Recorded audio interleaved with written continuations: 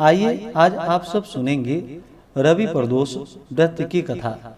जब भी प्रदोष का व्रत रविवार के दिन पड़ता है तो इसे रवि प्रदोष या रविवार प्रदोष व्रत के नाम से जाना जाता है।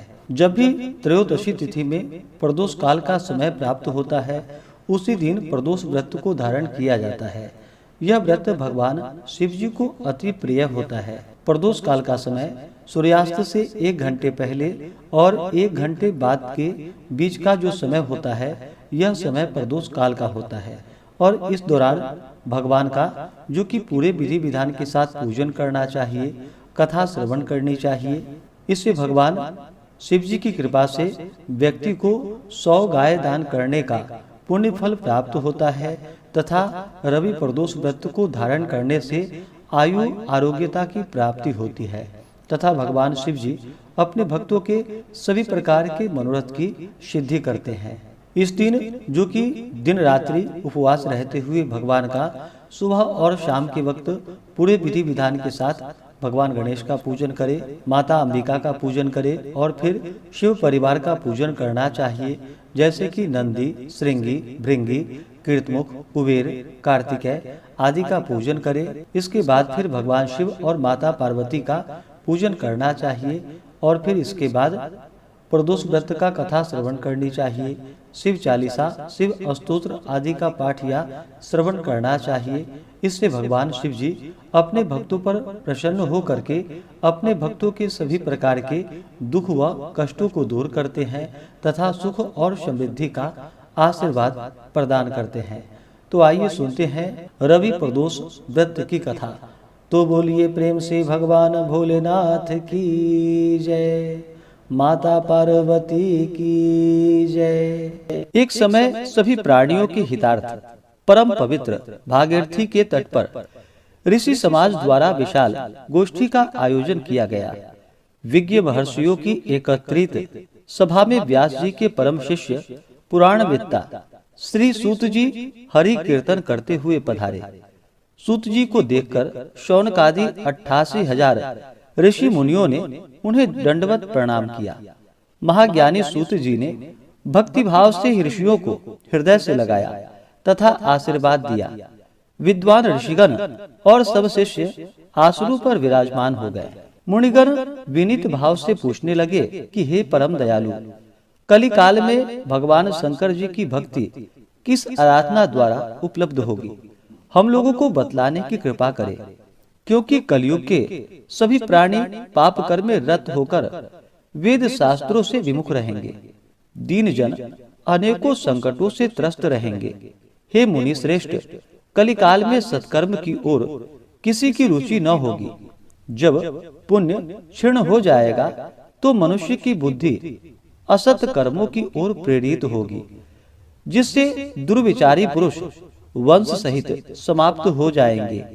इस अखिल भूमंडल पर जो मनुष्य ज्ञानी होकर ज्ञान की शिक्षा नहीं देता, उस पर परम पिता परमेश्वर कभी प्रसन्न नहीं होते हैं। हे महामुने, ऐसा कौन सा उत्तम व्रत है जिससे मनोवांछित फल की प्राप्ति होती है, कृपा कर बतलाइए। ऐसा सुनकर दयालु हृदय श्री सूत जी कहने लगे कि हे श्रेष्ठ मुनियों तथा शौनक जी, आप धन्यवाद के पात्र हैं। आपके विचार सराहनीय हैं एवं प्रशंसनीय हैं। आप वैष्णवों में अग्रगण्य हैं, क्योंकि आपके हृदय में सदा परहित की भावना रहती है।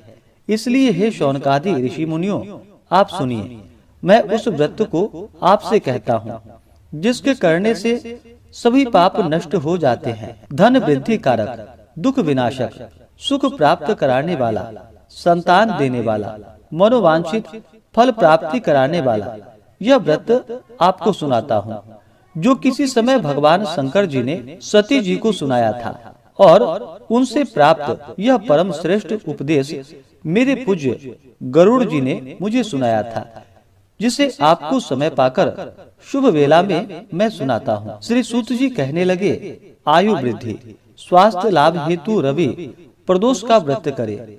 इसकी विधि इस प्रकार है। प्रातः स्नान कर निराहार रहकर शिव जी के ध्यान में मग्न हो शिव मंदिर में जाकर शंकर जी की पूजा करे। पूजा के पश्चात अर्धपुंड त्रिपुंड का तिलक धारण करे, बेलपत्र चढ़ाए, धूप दीप अक्षत से पूजा करे, ऋतु फल चढ़ाए, ओम नमः शिवाय मंत्र का रुद्राक्ष की माला से जप करे, ब्राह्मणों को भोजन करा, सामर्थ्य के अनुसार दक्षिणा दे, तत्पश्चात मौन व्रत धारण करे। व्रती को सत्य भाषण करना आवश्यक है, हवन आहुति भी देनी चाहिए, इससे अभिष्ट फल की प्राप्ति होती है। व्रती पृथ्वी पर शयन करे, एक बार भोजन करे, इससे सब कार्य सिद्ध होते हैं। श्रावण मास में तो इसका विशेष महत्व है। यह सर्व सुख धन आरोग्यता को देने वाला होता है। यह व्रत इन सब मनोरथों को पूर्ण करता है।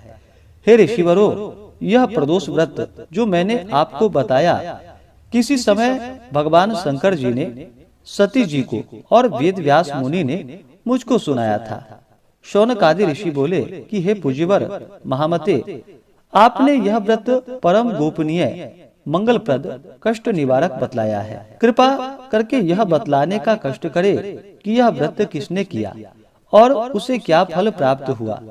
श्री सूत जी बोले कि हे विचारवान ज्ञानियों, आप शिव के परम भक्त हैं। आपकी भक्ति देखकर मैं व्रती पुरुष की कथा कहता हूँ। एक ग्राम में अति दीन ब्राह्मण निवास करता था। उसकी साध्वी स्त्री प्रदोष व्रत किया करती थी।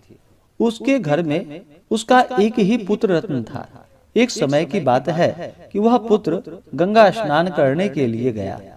दुर्भाग्यवश मार्ग में उसे चोरों ने घेर लिया और वे कहने लगे कि हम तुम्हें मारेंगे, नहीं तो तुम अपने माता पिता का गुप्त धन बतला दो।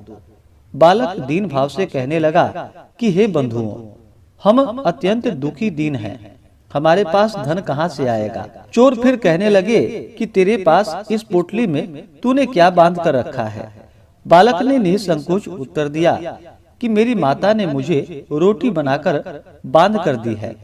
दूसरा चोर बोला कि भाई, यह तो अति दीन दुखी है, इसे छोड़ो।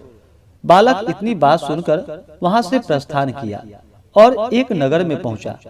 नगर के पास एक बरगद का पेड़ था। बालक वहां बैठ गया और थक कर वृक्ष की छाया में सो गया।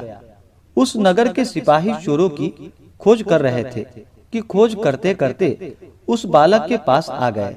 सिपाही बालक को भी चोर समझकर राजा के समीप ले गए। राजा ने उसे कारावास में डालने की आज्ञा दे दी। उधर बालक की माता भगवान शंकर जी का प्रदोष व्रत कर रही थी। उसी रात्रि राजा को स्वप्न हुआ कि यह बालक चोर नहीं है, प्रातः इसे छोड़ दो, नहीं तो आपका वैभव, राज्य सभी शीघ्र नष्ट हो जाएगा। रात्रि समाप्त होने पर राजा ने उस बालक से सारा वृतांत पूछा। बालक ने सारा वृतांत कह सुनाया। वृतांत सुनकर राजा ने सिपाही भेजकर बालक के माता पिता को बुलवाया। राजा ने उन्हें जब भयभीत देखा तो कहा कि आप सब भय मत करो, आपका बालक निर्दोष है। हम आपकी दरिद्रता को देखकर 5 गांव दान देते हैं। शिवजी की दया से ब्राह्मण के आनंद होने लगे। इस प्रकार जो कोई इस व्रत को करता है उसे आनंद की प्राप्ति होती है और भगवान शिवजी उसके मनोरथों को पूर्ण करते हैं। तो बोलिए प्रेम से भगवान भोलेनाथ की जय, माता पार्वती की जय। ऐसे ही ज्ञानवर्धक जानकारियाँ प्राप्त करते रहने के लिए, व्रत पूजा के बारे में जानने के लिए, कथा को सुनने के लिए चैनल पे अगर आप पहली बार आए हैं तो चैनल को लाल बटन दबा करके सब्सक्राइब करें, साथ में बेल आइकन घंटी को दबाएं ताकि आने वाली वीडियो का नोटिफिकेशन आपको समय से मिलता रहे।